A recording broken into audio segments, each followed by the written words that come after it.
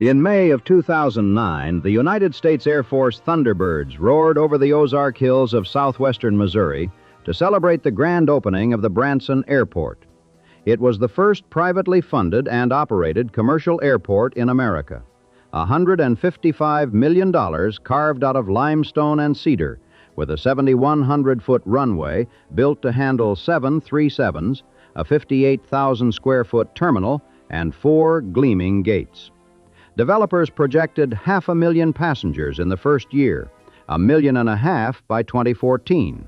AirTran and Sun Country were standing by. The future had arrived. In 2024, the Branson Airport handled a total of 5,626 passengers. That works out to about 15 people a day. As of right now, no commercial airline flies there at all. To understand how a town bets $155 million on an airport nobody uses, you have to understand what Branson, Missouri believed it was, and what, for a brief and extraordinary period, it actually became. Because Branson didn't decline the way most American towns decline, through factory closings or population loss or one bad decade. Branson is the story of a place that was conjured into existence by storytelling, first by a novel, then by a television broadcast. And each time, the magic worked so completely that nobody thought to ask whether the spell could last. The story begins, as so many Ozark stories do, underground. In 1869, an expedition led by Henry T. Blow entered a cave in the hills southwest of Springfield, Missouri. They were looking for lead. What they found was marble, or what they believed was marble. They called it Marble Cave, formed a mining company, and abandoned the whole enterprise 4.5 years later when they realized there had never been any marble at all. Just limestone, colored and shaped by water and time into something that looked, in lamplight, like something valuable. It's a detail worth holding on to. A Canadian entrepreneur named William Henry Lynch bought the cave in 1889, and with his 2 daughters, Miriam and Genevieve, opened it to public tours in 1894 with a grand celebration and almost no visitors.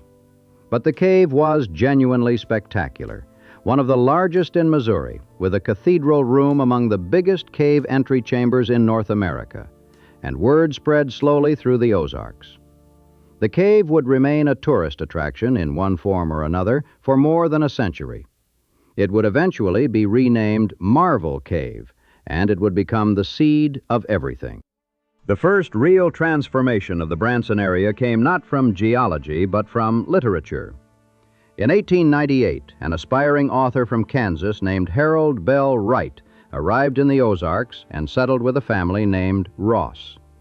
He was a minister, restless and tubercular, looking for something to write about. He found it in the hills and hollows around what would become Branson.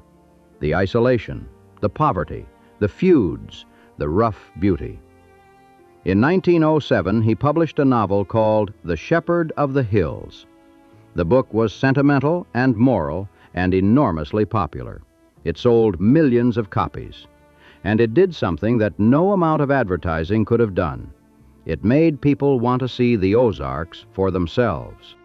Tourists began arriving, asking to see Old Matt's cabin, the real homestead Wright had fictionalized.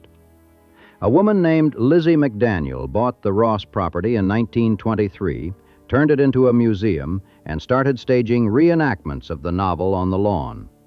A place that had been genuinely wild was now performing a version of its own wildness for paying customers. This tension between what the Ozarks actually were and what visitors wanted them to be would define Branson for the next 100 years. The town of Branson itself was modest, named after Reuben S. Branson, who opened a general store and post office in the area in 1882. It was incorporated on April 1st, 1912. Farming, logging, a little mining. The Missouri Pacific Railroad arrived in 1902, which helped, and the tourists, drawn by Wright's novel, kept the local economy alive through the Depression. But Branson was not a destination. It was a waypoint, a place people passed through on their way to the lakes and the cave and the hills. Then came the dam. In 1959, the Army Corps of Engineers completed Table Rock Dam on the White River, creating Table Rock Lake, 43,000 acres of clear Ozark water with 800 miles of shoreline. The dam also transformed Lake Tanicomo, which had been a warm swimming lake popular with vacationers for decades. The cold water now flowing from the bottom of Table Rock Dam dropped Tanicomo's temperature to about 48 degrees. Swimming was finished. Rockaway Beach, the resort community on Tanicomo's shores that had once drawn movie stars and at least one rumored visit from Al Capone, lost its reason to exist almost overnight. Tourism shifted south and west toward Table Rock Lake and toward Branson.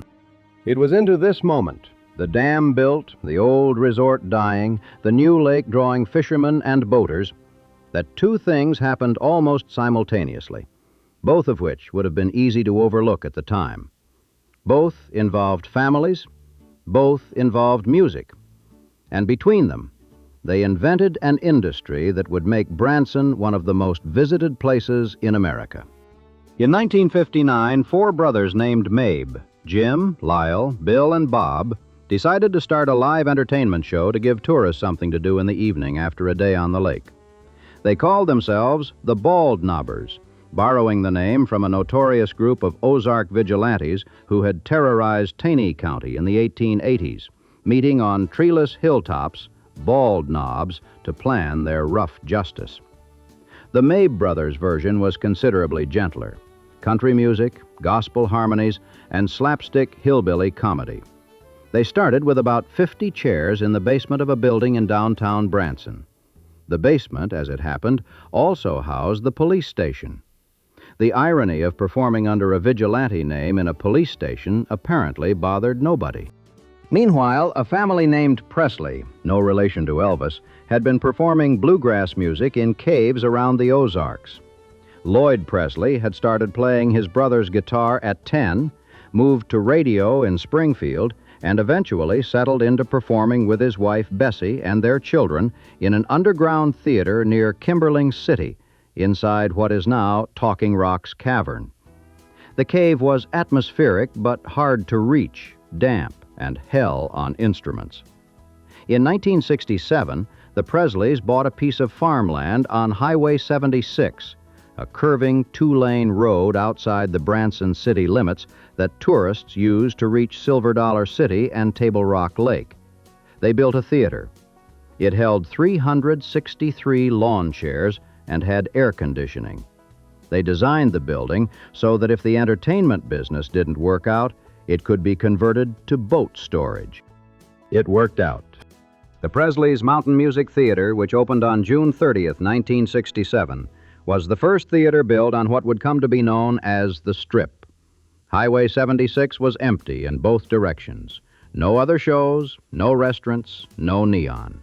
Just the Presleys, a two-lane road, and whatever tourists happened to be driving past.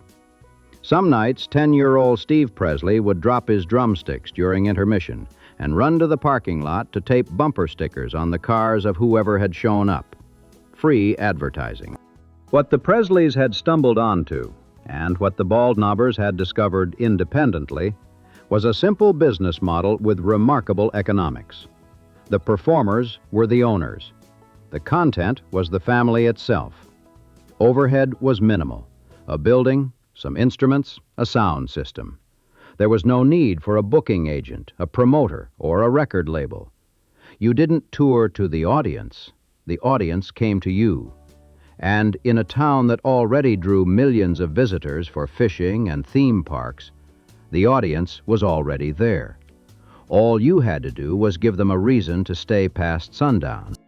This deserves a pause because the Presley model, a family that owns its theater, performs its own show, and sells its own tickets, is the engine that built Branson.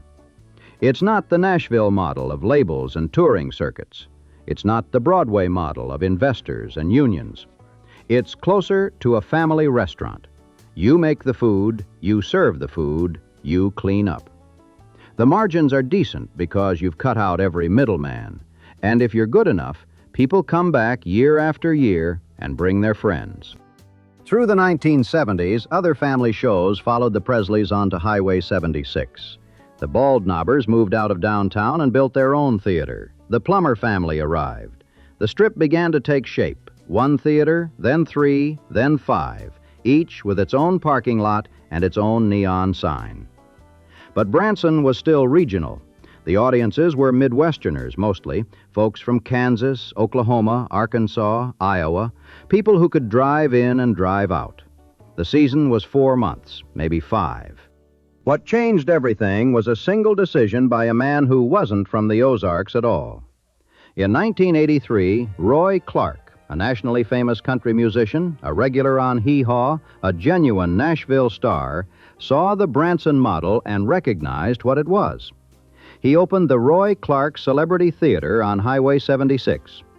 It was the first time a nationally known performer had staked his name and his money on this little strip of Ozark Highway. The signal it sent was unmistakable. If Roy Clark thinks there's money here, maybe there is. The mid-1980s saw an acceleration. The Swiss Villa opened with 7,500 seats. The Wilkerson Brothers, the Hee Haw Theater, and the Starlight Theater all opened in 1981. The Lowe family moved to the Strip, but the performer who truly raised the stakes was a Japanese violinist named Shoji Tabuchi, who had arrived in America with his violin and $500 after seeing Roy Acuff perform in Osaka and deciding he wanted to play country music. By 1989, Tabuchi had opened his own theater on Shepherd of the Hills Expressway and was drawing crowds with a production show so elaborate, automated flight systems, pyrotechnics, multi-million-dollar set pieces, that it outclassed anything else in town. His wife, Dorothy, who co-produced the show, had an idea that her husband initially opposed: build the most extravagant restrooms anyone had ever seen. The ladies' powder room got onyx and granite sinks, fresh orchids delivered daily, crystal chandeliers imported from Italy, and a ceiling decorated in 1890s Empire period style. The men's room got a hand-carved mahogany billiard table worth $35,000, a fireplace, leather seats, and black lion head sinks from Italy. Each restroom was 1,800 square feet of deliberate excess. In 2009, the Shoji Tabuchi Theater would win Cintas Corporation's America's Best Restroom Award, beating Radio City Music Hall and the Drake Hotel in Chicago. A theater in the Ozarks with better bathrooms than anything in Manhattan. The detail seems absurd until you understand what it really represented: a town that had decided there were no limits. By 1990, Branson had roughly 22 theaters and was drawing about 4 million visitors a year. The population of the town itself was around 3,500. That ratio, more than 1,000 visitors for every resident, was already extraordinary. But what happened next was something nobody in Branson could have prepared for, and it arrived with the force of an avalanche. In August 1991, Time magazine published a story about Branson. The Los Angeles Times followed, then the Wall Street Journal, then People magazine.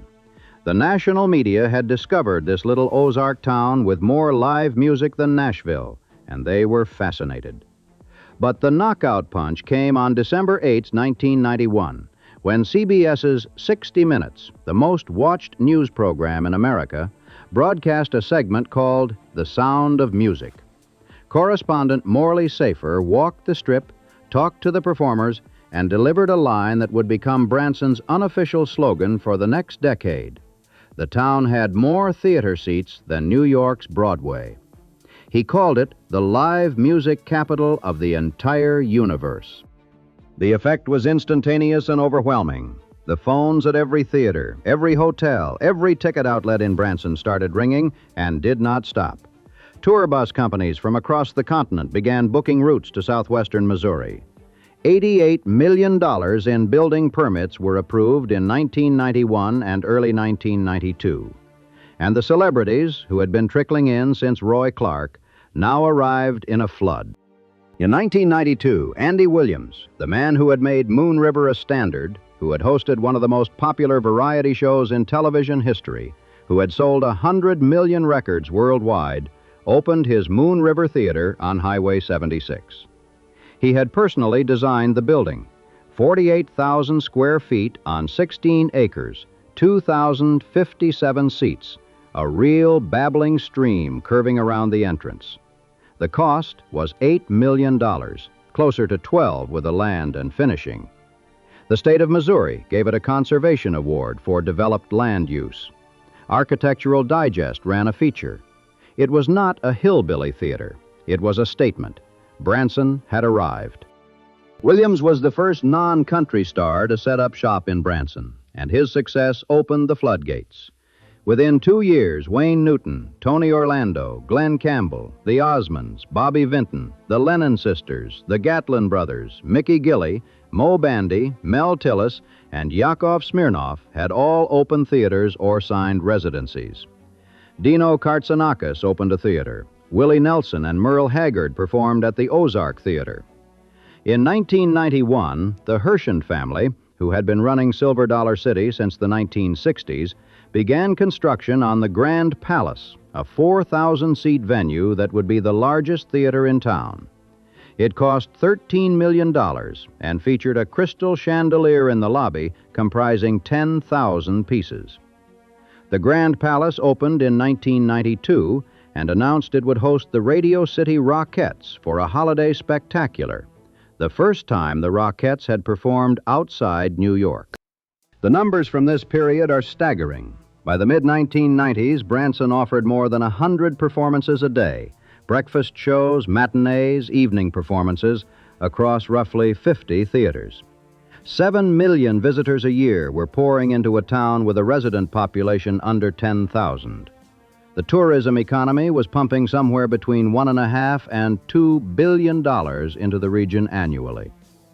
65,000 visitors a day, according to some estimates. Hotels and motels couldn't be built fast enough. Restaurants, go-kart tracks, miniature golf courses, fudge shops, custard stands.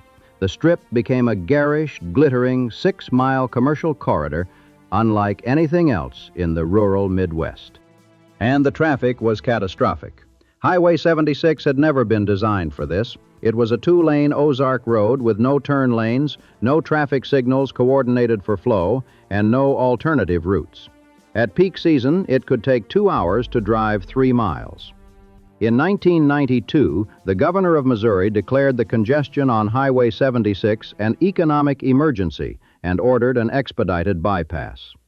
Construction began in the mid-1990s on what became the Ozark Mountain High Road, intended to divert traffic around the Strip. Only the northern portion was ever completed. The southern half was abandoned amid controversy. Meanwhile, since 1991, an estimated $40 million was spent on more than 18 miles of new and reconstructed roads around Branson. The town was literally trying to rebuild its infrastructure fast enough to handle the people it had attracted. Here is the thing about Branson at its peak that deserves to be said plainly, because it explains everything that came after. The audience was specific, very specific. The people filling those 50 theaters and 200 hotels were overwhelmingly senior citizens, arriving by the tour bus load from small cities and suburbs across the Midwest, the South, and the Great Plains. They were the generation that remembered Andy Williams from their television sets in the 1960s. They knew Bobby Vinton. They had watched the Lennon sisters on Lawrence Welk. They wanted live entertainment that was wholesome, patriotic, family-friendly, and familiar. They wanted to see 8 shows in 3 days. They wanted all-you-can-eat buffets. They wanted to buy souvenir plates and fudge and timeshares. And Branson gave them exactly what they wanted, in quantities that bordered on the hallucinatory. The timeshare boom deserves its own mention because it was both a consequence of Branson's success and a corrosive force that helped undermine it. As millions of visitors poured in, developers recognized a captive market. Timeshare developments proliferated across the Ozark Hills. Companies offered deeply discounted show tickets and hotel stays in exchange for sitting through a high-pressure sales presentation that could last 2 or 3 hours. Visitors who had come for music and lakes found themselves trapped in conference rooms, being pressured to buy vacation weeks they didn't need in buildings they'd never return to. Google Branson timeshare today, and the top result is still, "Sell my timeshare now." The timeshare industry extracted enormous sums while contributing little to the entertainment ecosystem. Worse, it poisoned the experience. First-time visitors who endured a pitch often didn't come back, and they told their friends. But the deeper problem was demographic, and it was ticking like a clock from the very beginning. Branson's core audience, the tour bus seniors who packed those theaters, was aging. Not gradually, steadily and irrevocably. The generation that longed for a mixture of musical variety shows, corn-pone hillbilly humor, and patriotic finales was, by the early 2000s, entering its 80s and 90s. They were not being replaced. The middle-aged Americans who followed them didn't plan on seeing 8 shows in 3 days. They didn't know who the Lennon sisters were. They were wary of timeshare pitches, and they had options their parents never had: the internet, streaming entertainment, cheap flights to places more exotic than southwestern Missouri. The decline didn't announce itself with a single event. It crept in. A theater that had run 3 shows a day dropped to 2, then to 1. A performer who had employed a 12-piece band switched to pre-recorded tracks and brought his kids on stage. A venue that had been full in July started showing empty seats by mid-September. The quality of the shows themselves, which had always ranged from genuinely excellent to cheerfully mediocre, began to slide as producers cut costs to match shrinking audiences. Fewer musicians, cheaper costumes, shorter seasons.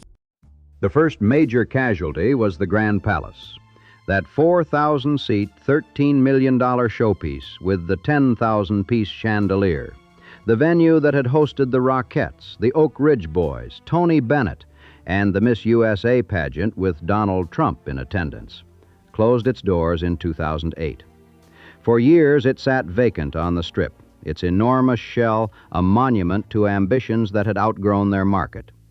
Eventually, the Federal Deposit Insurance Corporation, acting as receiver of the property note, sold the nearly 100,000-square-foot building and its 13 acres for $2,700,000, half of the recent listing price, less than a quarter of what it had cost to build.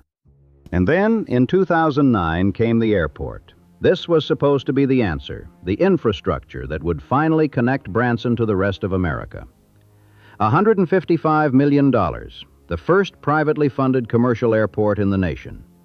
AirTran was there from day one, Sun Country, too. Frontier came in 2010, but the airlines kept leaving. Sun Country was gone within a year. AirTran was absorbed by Southwest, which pulled out in 2014. Frontier left in 2014, came back in 2018, left again after COVID. The airport that was supposed to deliver 500,000 passengers a year was, by the early 2020s, handling mostly private planes. In 2024, total passenger traffic was 5,626. No scheduled commercial service exists there today. The Thunderbirds have not returned. The year 2012 brought both a physical blow and a symbolic one. On February 29th, Leap Day, an EF2 tornado tore through Branson's theater district, peeling metal roofs from buildings, blowing out hotel windows, and forcing the Bald Knobbers to cancel shows for only the second time in 53 years. 7 of the city's 50 theaters were temporarily closed. 22 hotels shut down for repairs. Branson rebuilt, as Ozark towns do, but the storm exposed how physically fragile the Strip had always been. A corridor of sheet metal roofs and vast parking lots strung along a road never designed to be a city. 8 months later, in September 2012, Andy Williams died of bladder cancer at his home near Branson. He was 84. He had performed at the Moon River Theater for 20 seasons, had been the first non-country star to bet on Branson and had drawn more ticket sales than any other performer in the town's history. His beautiful theater, the one he had designed himself, the one that Architectural Digest had photographed, would continue under various operators for another decade. But something fundamental had shifted.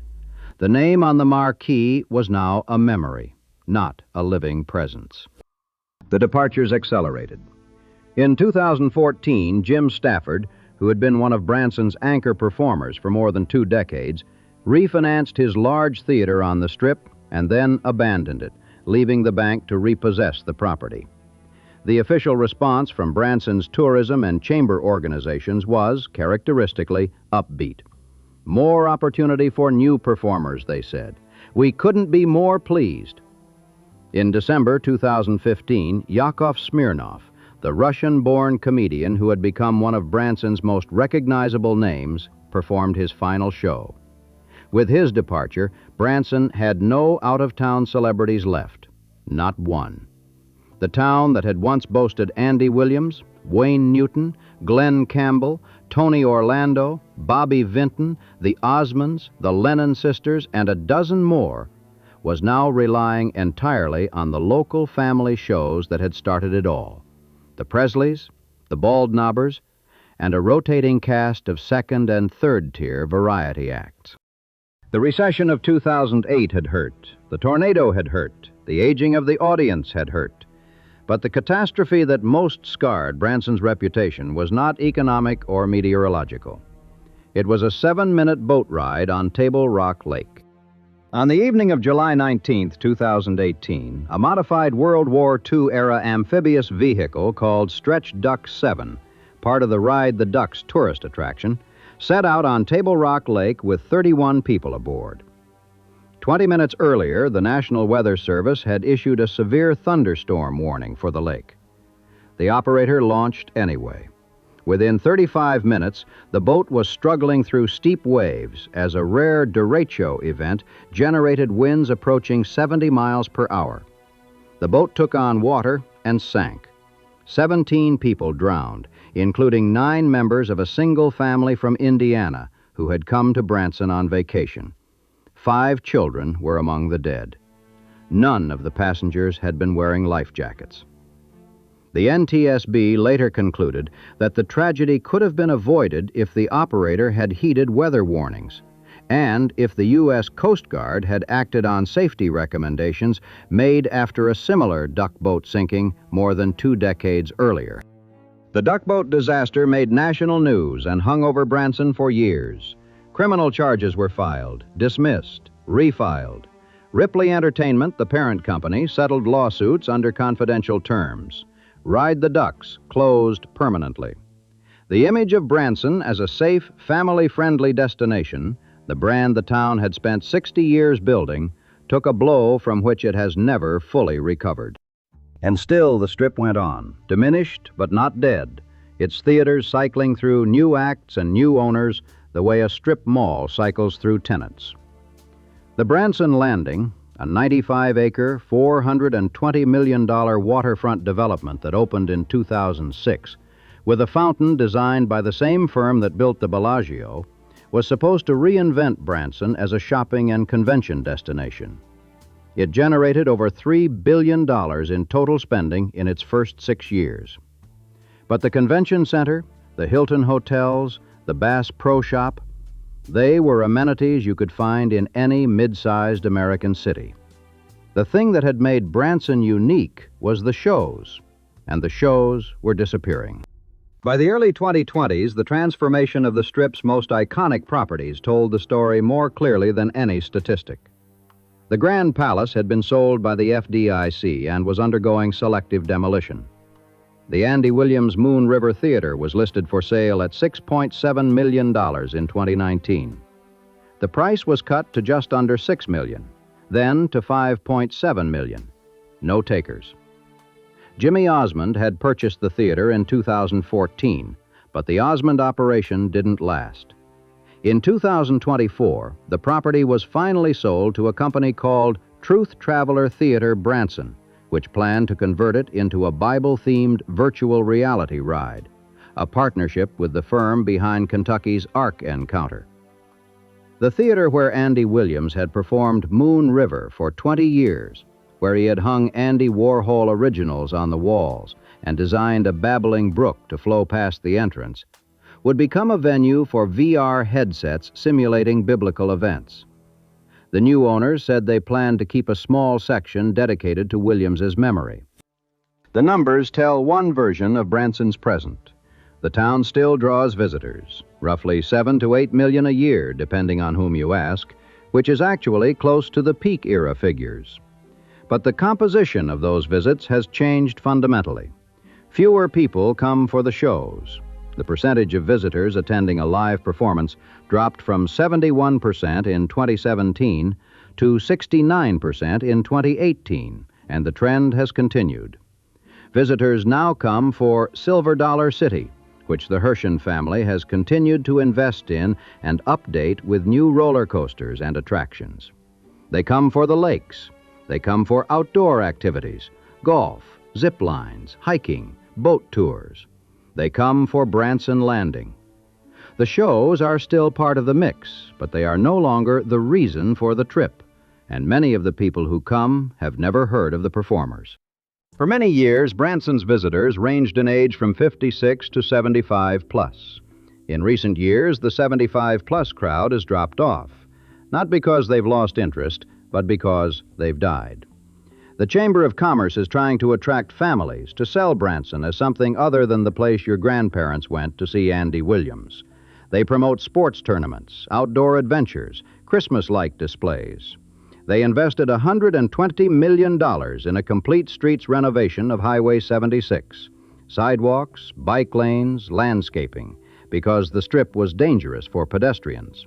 Visitors were being injured and killed trying to cross the road between their hotels and the theaters. The Branson that exists now is a town in negotiation with its own identity.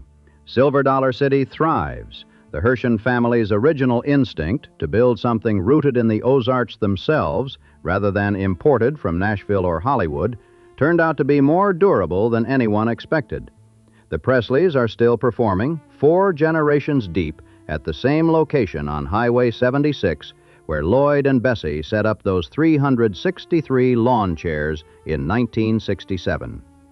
The Baldknobbers are in their 3rd generation of Mabes.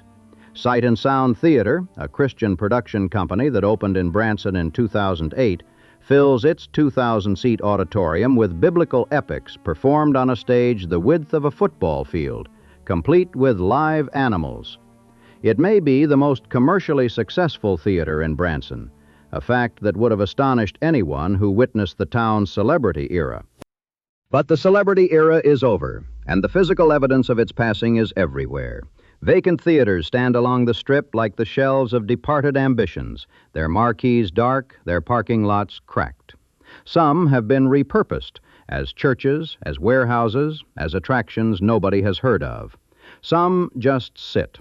The timeshare developments that bloomed across the hills during the boom years are aging too, their once new condos sagging into the Ozark damp, their owners trying to unload weeks they will never use. The Tourism Council still issues optimistic press releases. They always do. The Herschen family understood something that Branson's celebrity era forgot. Hugo Herschen was a Danish immigrant who had come to Chicago and worked as a vacuum salesman before vacationing in the Ozarks in 1946 and falling in love with Marvel Cave. He and his wife Mary acquired a 99-year lease on the cave in 1950. Hugo died shortly after. Mary sold the family home in Chicago and moved to Branson with their teenage sons Jack and Pete to run the cave business full-time. That first summer, they drew 8,000 visitors. To keep people entertained while waiting for cave tours, they built a small 1880s-themed village above the entrance. Craftsmen demonstrating blacksmithing and glass blowing, musicians playing on porches. They gave visitors silver dollars as souvenirs, and when those coins were spent at gas stations and grocery stores across the Midwest, the conversations they sparked were better advertising than any billboard. The village grew into Silver Dollar City. It drew 125,000 visitors in its first year and became Missouri's #1 tourist attraction within 3. The Beverly Hillbillies filmed 5 episodes there in 1967. The Herschens kept building rides, festivals, water parks, but they never lost the original premise. This is the Ozarks, and the Ozarks are enough. They didn't import celebrities. They didn't build a 4,000-seat palace with a 10,000-piece chandelier. They built a place that was rooted in where it actually was, and they kept investing in it decade after decade. Today, Silver Dollar City is owned by Herschen Family Entertainment, one of the largest family-owned themed attractions corporations in America, with properties in multiple states. It's the survivor. The cave is still there, still giving tours every half hour, and the formations are still growing. On Highway 76, the theater the Presleys built in 1967, the one designed so it could hold boats if the shows didn't pan out, has been renovated 6 times. It seats well over 1,000 now, with comfortable theater seating instead of lawn chairs. The walls of the lobby are lined with photographs from 58 years of performances, black and white shots from the early days, family weddings, magazine covers, a picture of the Presley boys caddying for Andy Williams in California. 4 generations of the family take the stage. They still play country, gospel, and bluegrass, still do the comedy characters Herkimer and Cecil, still clean the theater after the show. The building cannot be converted to boat storage anymore. Branson was never a city in the conventional sense. It was a stage. It was a place where America, a particular slice of America, of a particular age, with particular tastes, came to watch a version of itself performed by families who had been doing it so long they couldn't tell where the performance ended and the living began. The problem was never the performers. The Presleys and the Mabes and the Tabuccis were exactly what they claimed to be, and they were good at it. The problem was the bet, the enormous, escalating, irresistible bet that what worked for 4 million visitors would work for 7 million, that what worked with 22 theaters would work with 50, that a town of 11,000 could support 100 performances a day and a 4,000-seat palace and a $155 million airport and a $420 million waterfront mall and an infinite supply of tour buses full of seniors who would never stop coming because they had always come. The seniors stopped coming because seniors do. That is the one fact about Branson that no amount of marketing or infrastructure or celebrity recruitment could change. The audience was the product, and the product had an expiration date. And everyone in town knew it, but nobody could figure out how to sell tickets to the next generation because the next generation didn't want what Branson was selling. They didn't want 8 shows in 3 days. They didn't want Bobby Vinton. They didn't want an all-you-can-eat buffet followed by a 2-hour timeshare pitch. They wanted something Branson had never quite figured out how to be: new. Drive Highway 76 today and you pass the theater where Andy Williams performed Moon River 1,000 times. It's being converted to a Bible ride. You pass the empty shell of a venue that once seated 4,000. You pass the Presleys' place, still lit up, still open, still advertising 4 generations of family entertainment. You pass fudge shops and go-kart tracks and wax museums and hotels with rates that would have been unthinkable during the boom. You pass the Shoji Tabucci Theater, where the restrooms are still nicer than most people's homes. You pass the road that was once so choked with traffic that the governor declared an emergency. There is no emergency now. The road is easy. You can drive the whole strip in 10 minutes, and some nights it feels like you're the only one on it. South of town, past the hills and the hollows, the Branson Airport sits on its ridge with its 7,100-foot runway pointed at mountains and sky. The terminal is open. The Branson Jet Center operates a fixed base facility. There is a restaurant. The runway can still handle a 737. Nobody is landing one.